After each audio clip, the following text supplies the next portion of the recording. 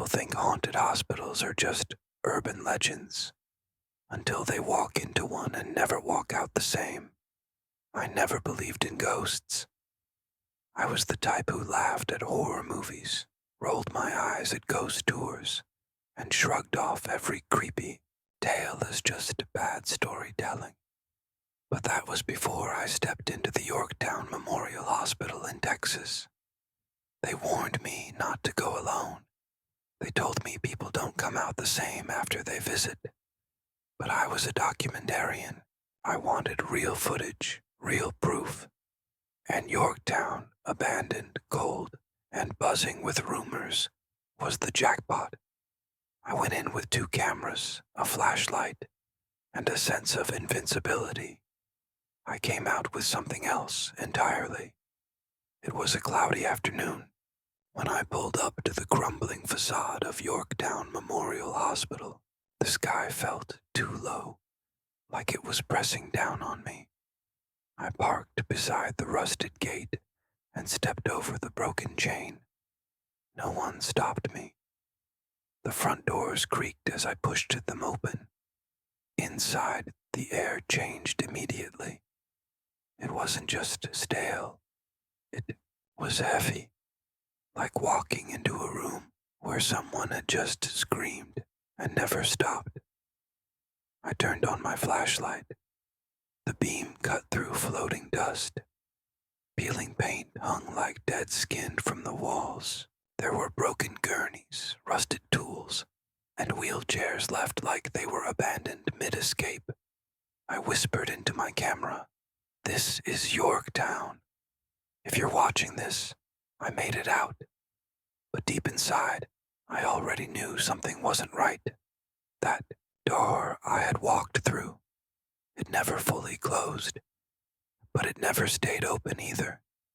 The pediatric wing was the first place I explored. The silence there felt wrong, like it was trying to hide something. Crayons were scattered on the floor, and old books sat torn and water-stained. But one book was different.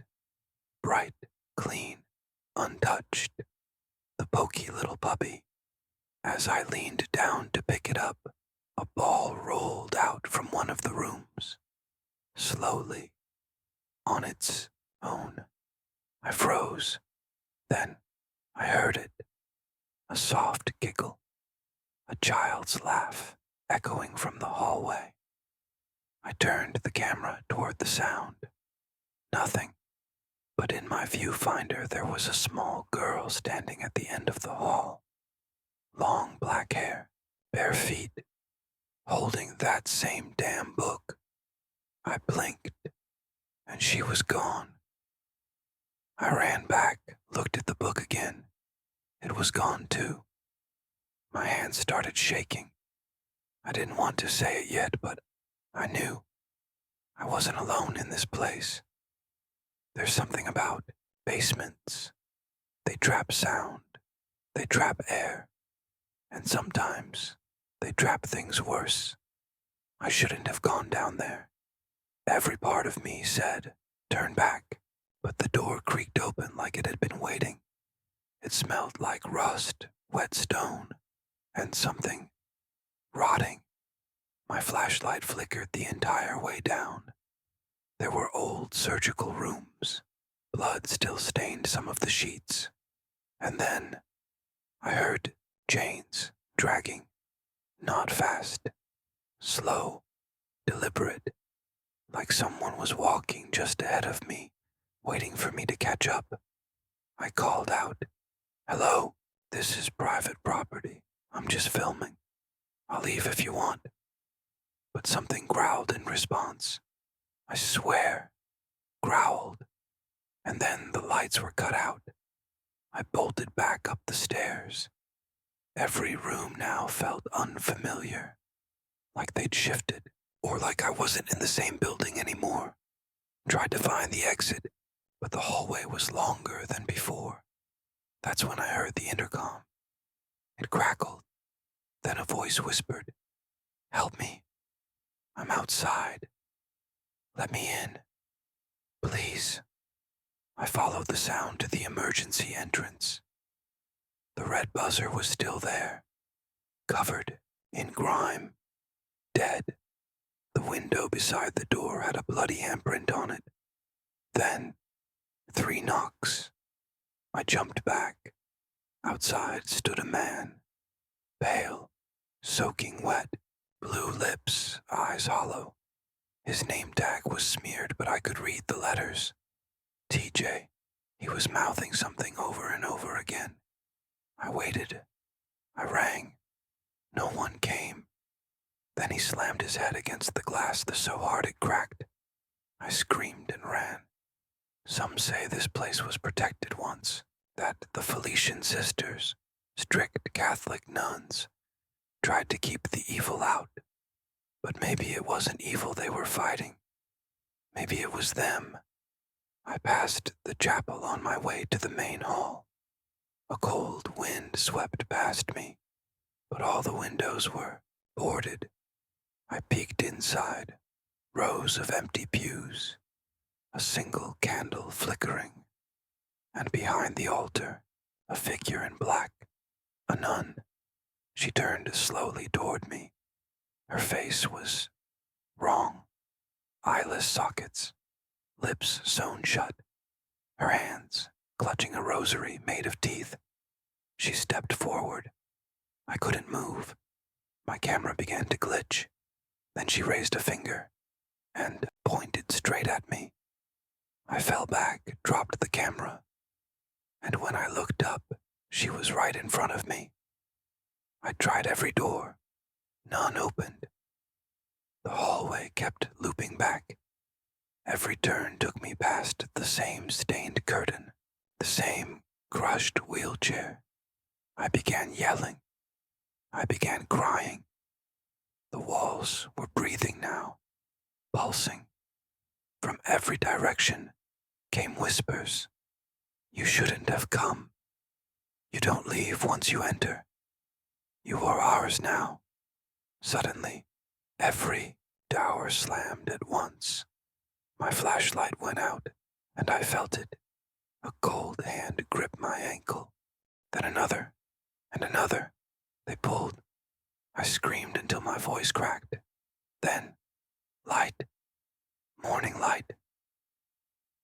I was outside, covered in dust, bruised, my camera shattered beside me. But no one had let me out, and no door behind me was open.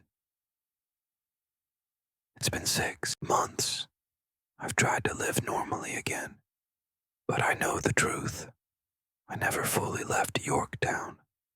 At night I hear knocking. On walls, on windows.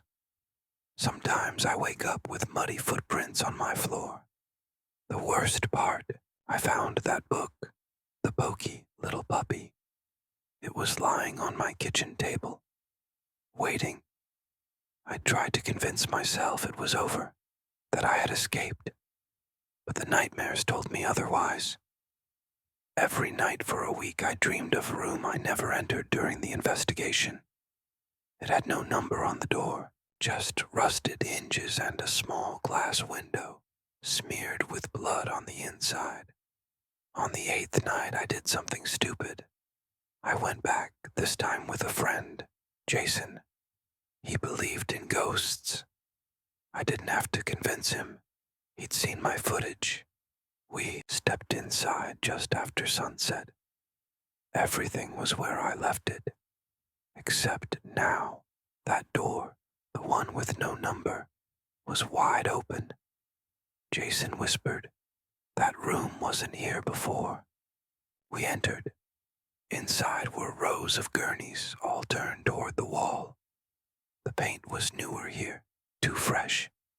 And the smell, like antiseptic and burnt hair. Then we saw the restraints, metal cuffs, dried blood, scratches on the tiles. Someone had been kept here, or something.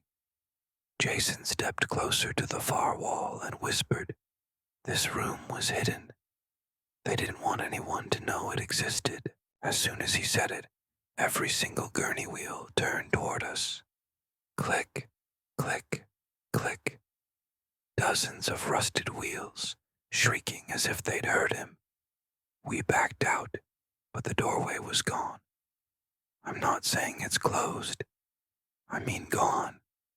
It was a wall. Now, we banged. We screamed. Then, behind us, came a voice. Not a scream. Not a whisper. A chant. Latin, I think, but distorted like multiple mouths were speaking in sync. We turned, and every gurney was empty. But we weren't alone. Shadows were crawling along the walls. Some walked like people. Some didn't. Jason grabbed my hand and said, "We need to pretend we're not afraid." Too late. They already knew. We blacked out, both of us. Woke up in the parking lot with nosebleeds, bruises, and a terrible smell clinging to our clothes. Like ash and bleach. I checked the footage. It was corrupted. Every file from that night was twisted. Distorted frames, screaming audio, and one chilling image frozen in the middle of the corruption. My face, but not me. The eyes were all black and smiling. Jason refuses to speak about it. He moved to another state, said the dreams followed him. As for me, I still hear the chanting sometimes. In my kitchen, my car, the shower, and that room with no number. It shows up in my dreams, always locked, until last night. Last night I walked through the hospital again in my sleep. I passed the pediatrics wing, the chapel, the basement, all empty. Then I reached the red room. This time it was open. Inside, a single chair faced the wall. Sitting in it was a woman, pale, wearing a nurse's uniform soaked in blood. She turned. It was me, but older, eyes missing, skin torn, and she whispered, "You left me there, so I came here." I woke up gasping, but there was dirt on my floor. Hospital dirt, footprints, leading from the hallway to my bed. I haven't slept since. If you're planning to visit Yorktown Memorial Hospital, don't, because once you open that door, it never really closes.